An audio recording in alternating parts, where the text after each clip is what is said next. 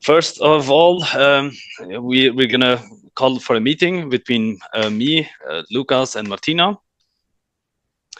The meeting's topic will be urgent system crash.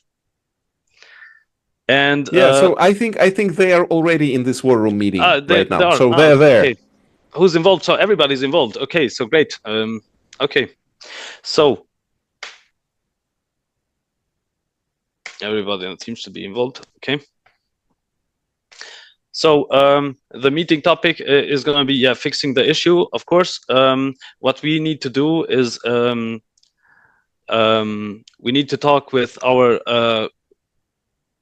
with Elena about rendering the project in or doing some. It was called not enhancements, but this lighting optimization. This one, right? Lighting optimization. Yes, this lighting optimization is because lighting is always the biggest issue in VR.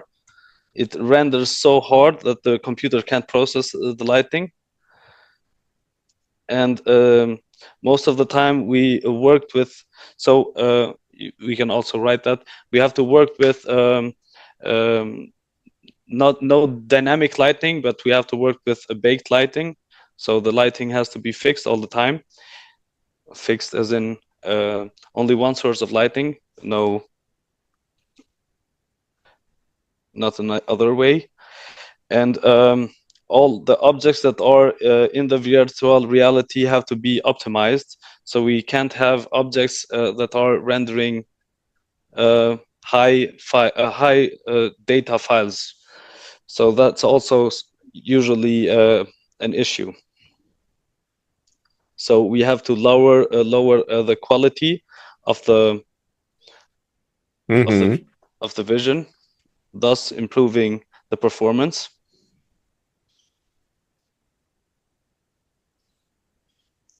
And try to use ready objects in our VR world that have been proven and used into other VR projects. So they are probably properly rendered. We know that. So interesting, you know. Yeah. I think without this proper experience, you won't be able to make these suggestions. That's you need to be deeply involved to understand that. Yeah.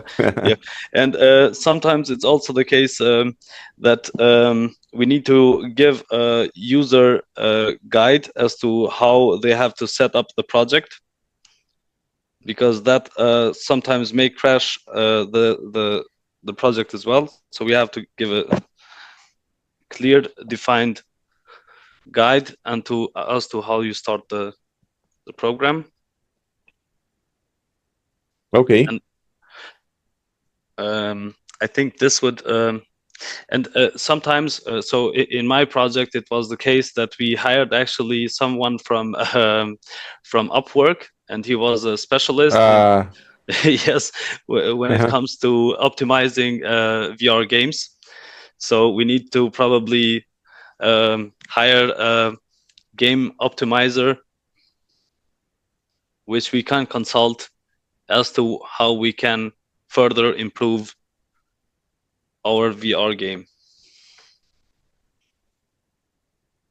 So if you don't have relevant skills, right? Yes, it is. But those skills are coming only with time. And this guy that we consulted, he was working for the biggest game companies in the world. So he only used like 30 minutes to enhance our game in like what we would have needed for 2 months probably to figure out. It's crazy. Got it. Yeah, this is this might be a major quick win, right? Because we will speed things up a lot. Yes. Okay. Hopefully. Okay, so that's the war room, and looks like we've tackled this one, right? Or do you want to add something to it? No, I'm actually pretty sure that this should be resolving the issues that we're having with. Okay.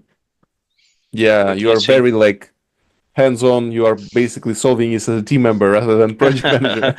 Yeah, it's mostly the case when you're working in such small teams that you have to do your research as well, and not only set tasks.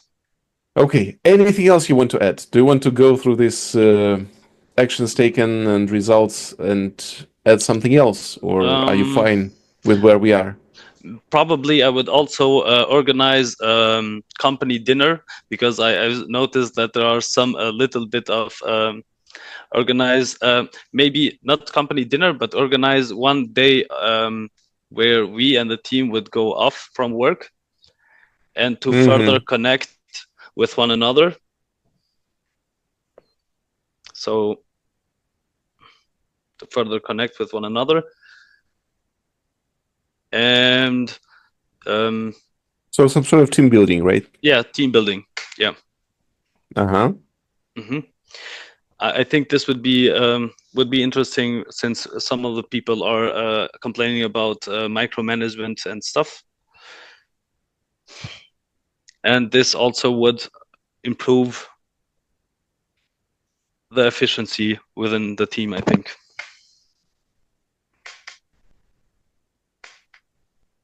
Okay, sounds good. Yeah, I think so. Yeah. Okay, that's it for now, right? Yeah, let's go. Okay, sounds good. Yay! Let's go. Round 2. Let's go. Actions 1 month later. Project status update. Actions taken to fix the VR issues. Lighting optimization fix. Switch to fixed lighting instead of dynamic. Reduced rendering workload significantly. Issues with glitching objects mostly resolved. Performance overhaul. No more high data objects, optimized models only. Okay, lowered VR resolution slightly to improve stability. Introduced pre-validated VR assets from other projects. Great. User-friendly guide for VR setup. Prevents crash risk caused by user-side misconfigurations. Helps no tech-savvy users run VR properly. Reviewed skill gaps. Decided to hire a game optimization specialist. Recruitment process started. Hiring expected next month. Okay, maybe we shouldn't have hired him. We should have contracted him. Yeah, contracted him.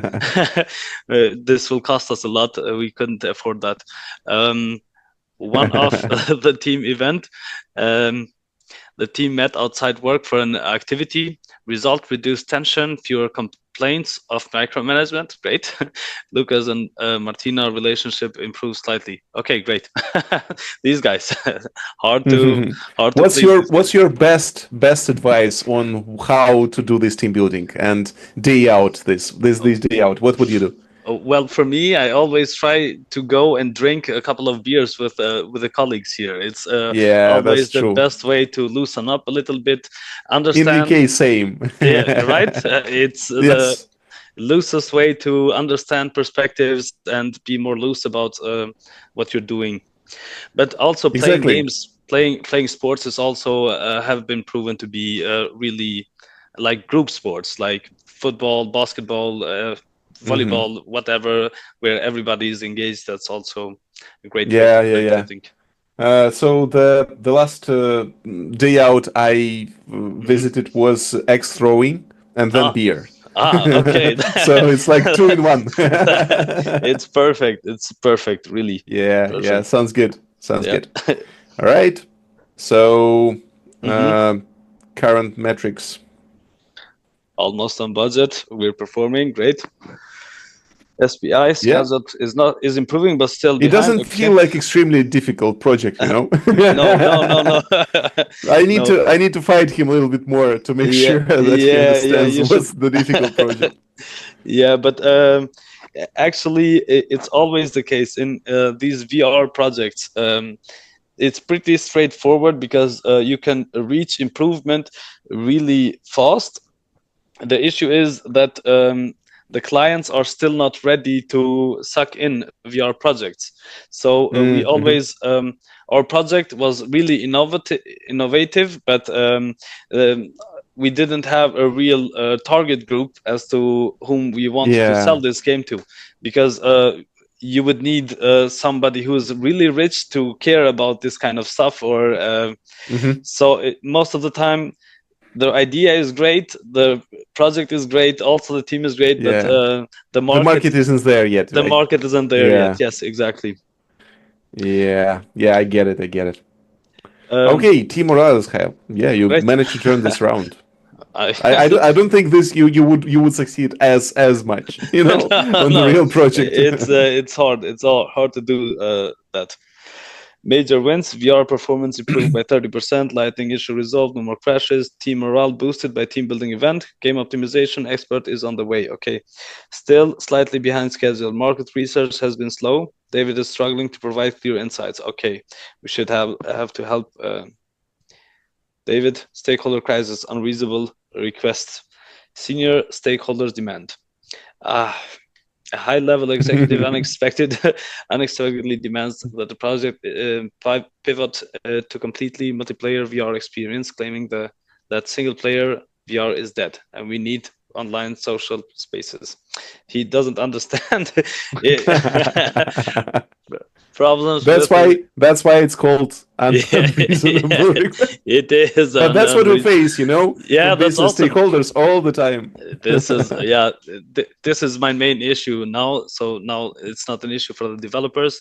I have to explain to him problems with the request. It violates project constraints. Multiplayer wasn't part of the original scope. Exactly. No existing networking architecture. Adding online multiplayer would take months. Exactly. Budget constraints. This would blow up the budget. Current lacks multiplayer expertise. Devs would need new training or hires. Exactly. Okay.